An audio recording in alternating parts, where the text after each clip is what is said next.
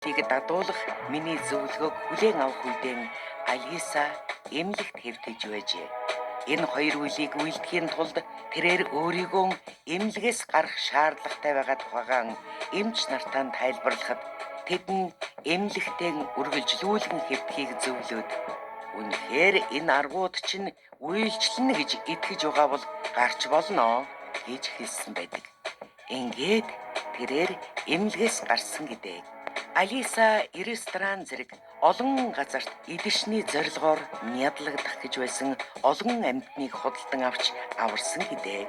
Уг нь би түүнийг өөрийнхөө насны тоотой тэнцэх хэмжээний амьтны амийг хэдлэн авар гэсэн бөгөөд л тэрээр тахиа, заагаас, хорхой тэргүүтэн 2-3 мянган амьтныг насны тодгороос гэтлэгсэн байдгийг.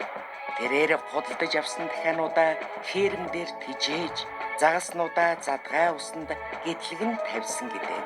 Хаа сайгүй бас хямдхан байдаг тул тэрээр 1-2 мянган хорхой худалдаж аваад өөрийнхөө гэрийн гадаах цэцэрлэгт тавьсан гэдгийм билээ. Энэ их сайн санаа байсан юм аа. Учир нь тэднийг сул тавьмагцал газар дор орчихно шүү дээ. Тэндээ тэд махчин амьтдаас найдвартай хамгаалагдсан байх тул илүү урт наслах боломжтой болж байгаа юм.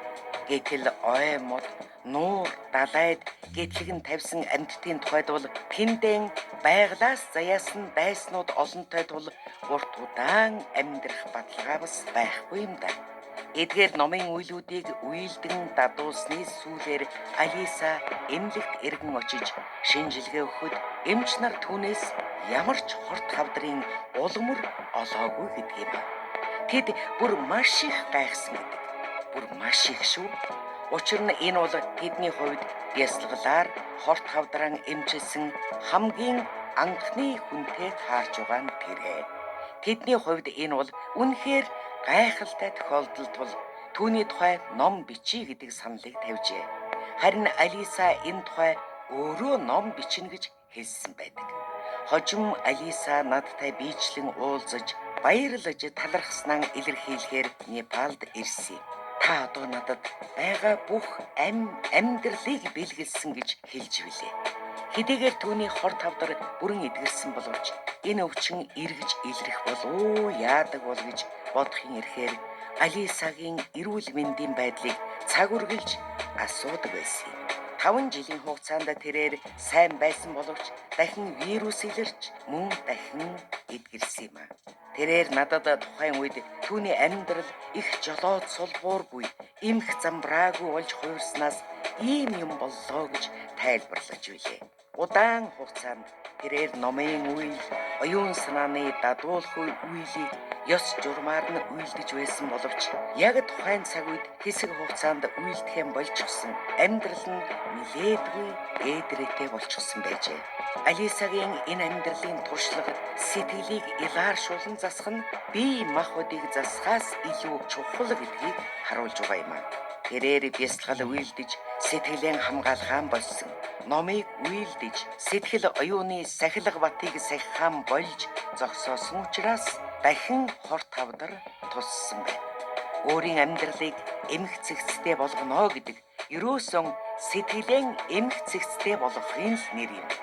Ингээд тэрээр дахин очирван бурхныг бясалгаж амьтныг насны тодгороос гэтлэгэн нэгэн өдрийн туршид 8 муу үйлээс төвчдөг их хөлгөний 8 бацаг сахилыг бүртгэх зэргээр шамдсан тул мөнөөх хорт хавдар нь маш хурдан арилж эдгэрсэн байдаг.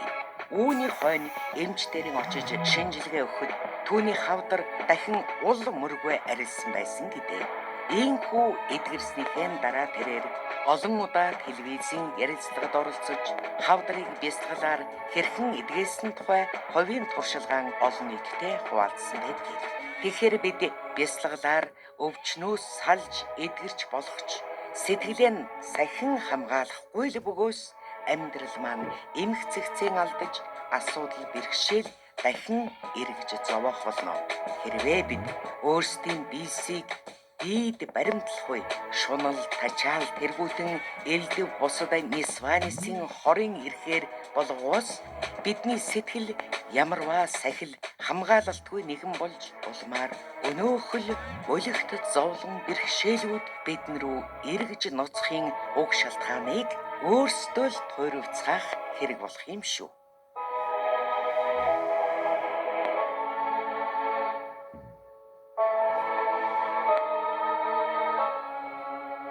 Алан бясалгал үйлдэхин болсны улмаас амьдрал нь эмх